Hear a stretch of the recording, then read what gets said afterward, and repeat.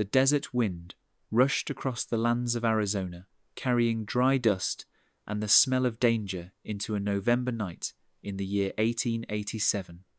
Eleanor Hart stood on the porch with her shawl pulled tight around her shoulders. Under the silver moon, small columns of sand spun and danced, and then far off came the drumbeat of hooves, urgent and relentless, as if someone were racing away from death itself. Eleanor's hand moved by instinct to the grip of her battered Colt. 3 years of living alone out on Red Mesa had taught her one thing. Visitors who appeared after midnight rarely brought anything but trouble. The rider rose out of the dark like a ghost from a bad dream. He was tall and broad-shouldered, his hat pulled low to hide half his face, leaving only eyes that flashed like steel in the moonlight. His horse was lathered and gasping, and his left hand was slick with blood where a bullet had grazed him. "Ma'am," he said, his voice rough and dry as sand, "my name is Samuel Drake. My horse is about to go down, and I fear I am not much better." Eleanor tightened her grip on the gun, but her heart skipped. At 58 years old, she had believed all passion lay buried with her late husband, Daniel. She did not dream anymore. She did not hunger. Yet in the man's voice strung between desperation and a fierce will to live, something warmed her, like embers in cold ash suddenly stirred to a glow. He slid from the saddle, staggered a few steps, and caught the porch rail. "I can pay," he murmured. "I am only asking for one night under a roof. Only one night." Eleanor should have sent him away, pointed him toward town where drifters belonged. Instead, she opened the door and watched the stranger step into the wavering lamplight, as if she had been waiting for this moment through 3 long years of solitude. "You are bleeding," she said, her voice threaded with concern. "It is nothing," he answered, dropping into a chair and easing out of his shirt with slow, careful movements, as if disarming a fuse. The oil lamp laid bare solid muscle and scars that told stories Eleanor did not dare ask. She set water to boil, gathered clean cloths, and told herself her trembling hands were only from worry. But when her fingers brushed the wound, when the heat of his skin met her fingertips, Eleanor felt time roll backward to 17, when a single glance could make a heart quiver. The desert night stayed cold and dry, but in that small kitchen, something had begun to thaw. "What brought you out this way?" Eleanor asked softly, keeping her tone steady even as her hands shook a little, lifting a warm cloth to the blood at his shoulder. Samuel looked at her, blue-grey eyes catching the lamplight. "Same as most fools who lose their way in the desert," he said, low and hoarse. "Running from something, or looking for what they lost." His smile was thin, brief, and cold as night wind across the stone ridges.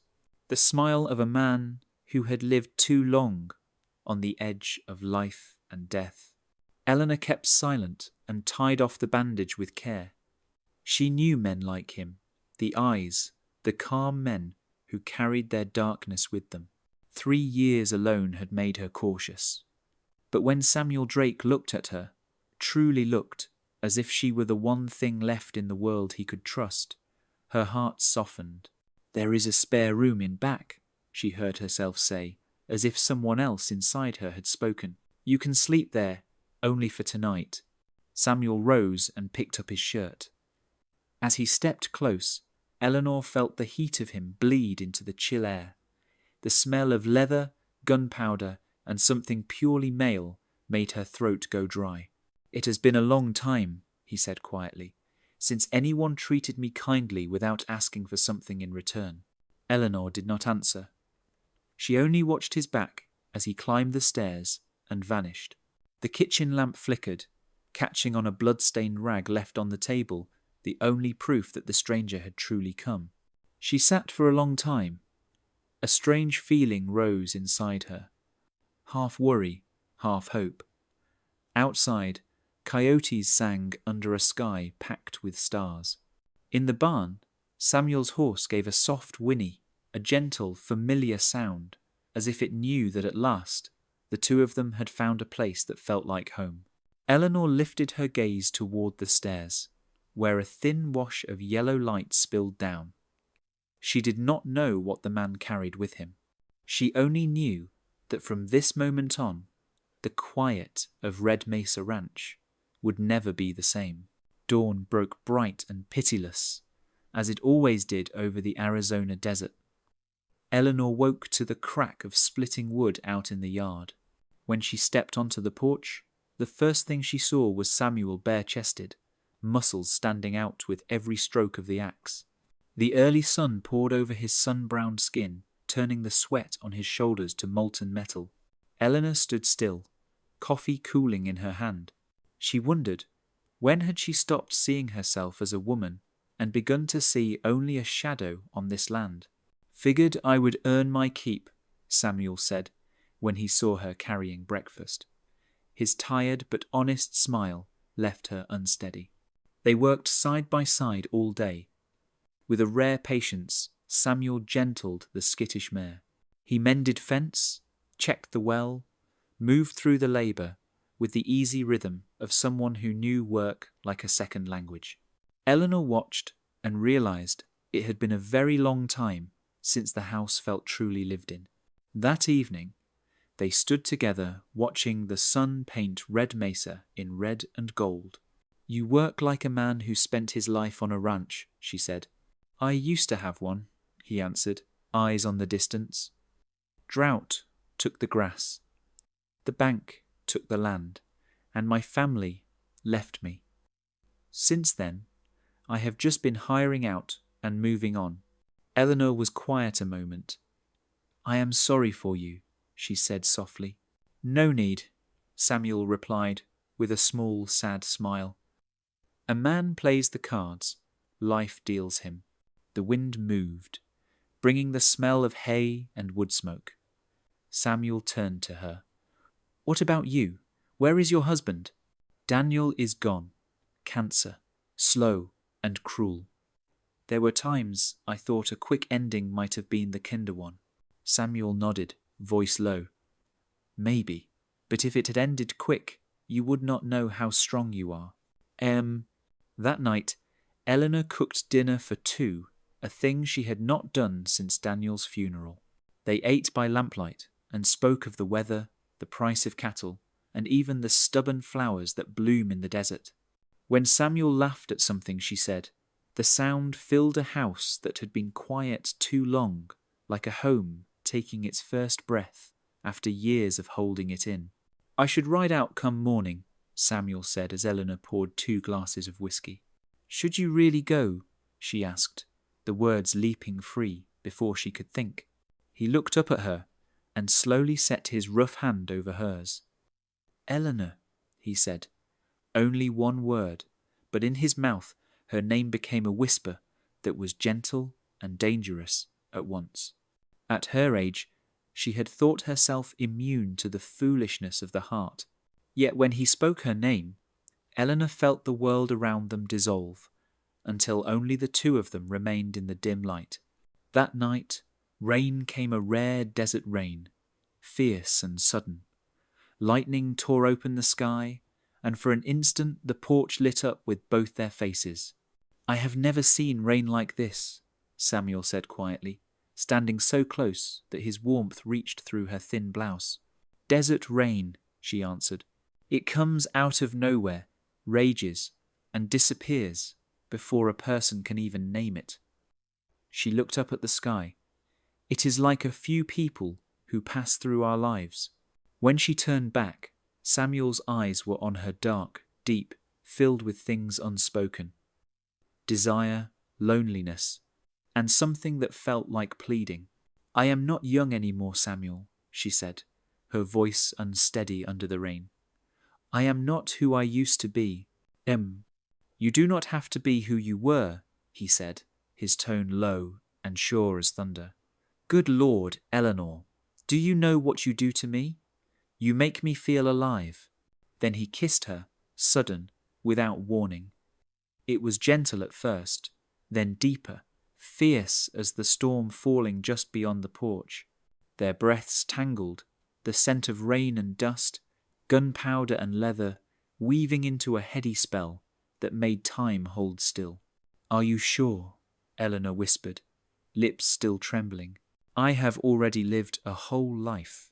"I do not see an old woman," Samuel said, brushing a fingertip at the corner of her eye. "I see a woman who has loved, who has lost, and who is still strong enough to love again." Outside, the rain kept falling, washing the tracks of the past away. Inside the little wooden house, two people who believed their time had passed began something new, reckless, and true to the bone.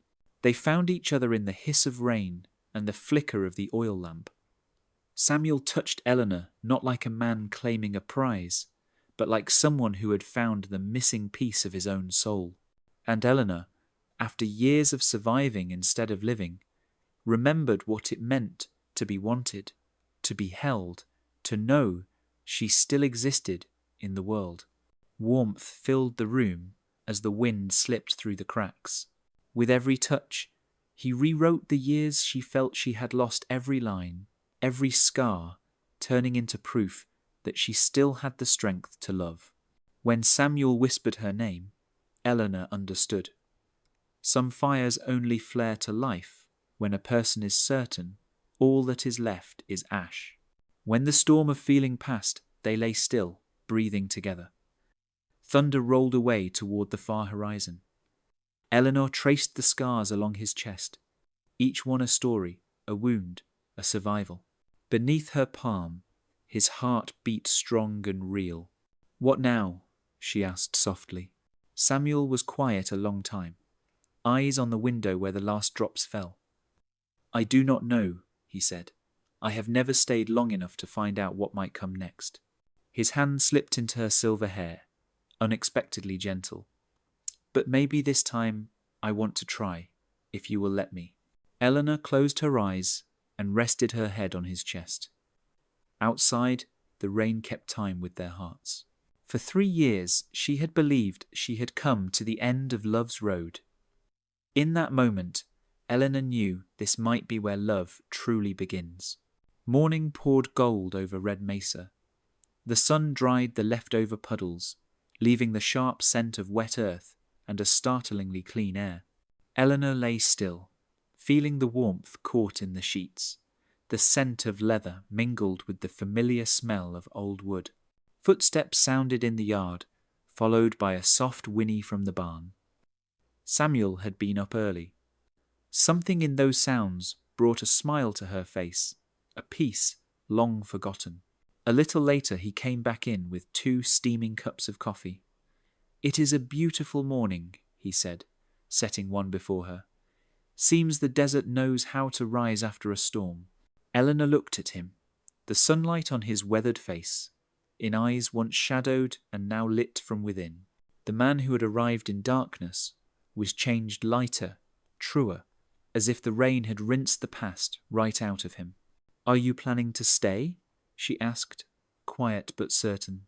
Samuel sat beside her and folded his rough hand around hers. "If you will have me.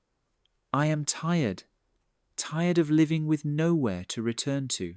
Eleanor looked at those hands once, only strength and grit, now holding hers with a strange and honest tenderness. For 3 years she had told herself she needed no one.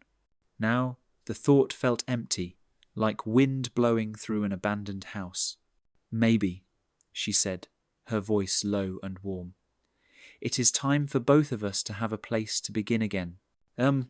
All that morning they worked around the ranch, turning the horses out, fixing the fence, sharing a quiet and a few small smiles.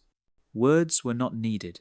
Every gesture carried change, steady, warm, and real as breath. When night fell, Eleanor did not light the lamp. They sat on the porch and listened to the desert wind cross the dry grass. Samuel drew an arm around her and pulled her close. In that moment, The wide world felt small, just big enough for two people, and the one thing they had both believed was gone. Peace. The next morning, before the sun climbed high, the thunder of hooves rolled in from the distance, pulling a red curtain of dust across the road. Eleanor stood on the porch with a hand raised to block the glare, watching the track that led to the ranch. 4 mounted men approached, silver badges flashing on their chests. "Samuel Drake," the lead man called, voice hard. "You are wanted for questioning about the bank robbery in Tombstone." Eleanor's heart clenched. She glanced toward the barn as Samuel stepped out with his hands high where they could see them. He did not look afraid, only calm, as if he had been waiting for this moment. "I did not take a single dollar," Samuel said, clear and steady. "Your partners say otherwise," the lawman shot back, eyes never leaving him. "My partners are dead," Samuel answered slowly, each word heavy as rock. "I tried to stop them, but I was too late. Afterward, I turned myself in and tried to set it right. Sheriff Bion can vouch for that." Eleanor felt a tight band around her chest. Bank robber. The words drilled into her mind. The man who had held her in the rain, who had mended fence and gentled horses, who had made her feel alive. Could he be a criminal? The lawman opened a folder, scanned a few pages, and nodded. "Yes, there is a paper clearing you, and witnesses to confirm it." Eleanor nearly sagged with relief, but the lawman was not finished. "Even so, there are men who put a price on your head. The old gang is not all dead. For your own good, you should stay far from this area." When they rode off, the desert dust closed over the road again. Samuel turned to her, shame and gratitude mingling in his eyes. "I should have told you at the start," he said softly. Eleanor stepped down from the porch, her feet firm on the cracked earth. "Yes, you should have," she said. "But at my age, I have learned to see the difference between a good man with a bad past and a bad man with pretty words." Their eyes held quiet, honest until words were no longer needed. Samuel smiled, slow and easy as daybreak after a long night. "So, will you let me stay?" Eleanor tilted her head, her gaze steady on him. The desert wind slid by with the smell of dust and hay and the promise of a new beginning. Eleanor stood on the porch and looked out across the endless stretch of land. The sun sank behind the western hills, laying a fierce red glow over rock and grass.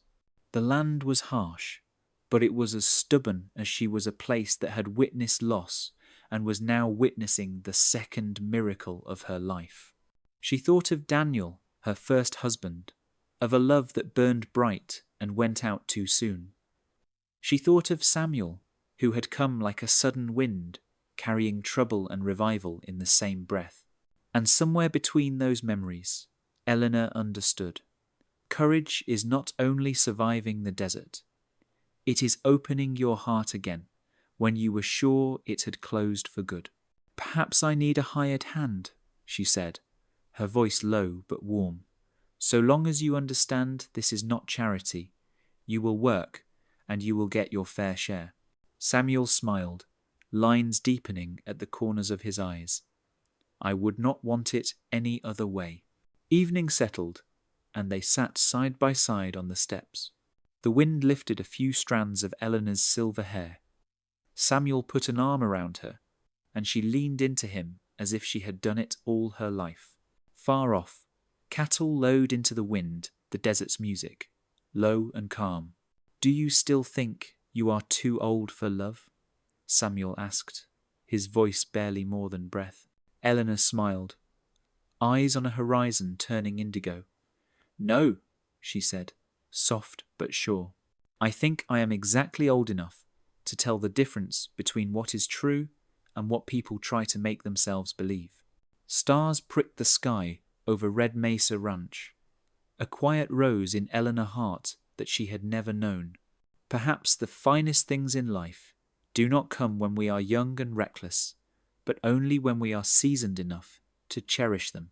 The desert wind rose again, whispering along the porch, carrying the sound of life and a promise of a new beginning. Closing. If you have ever believed it is too late to begin again, let this story remind you.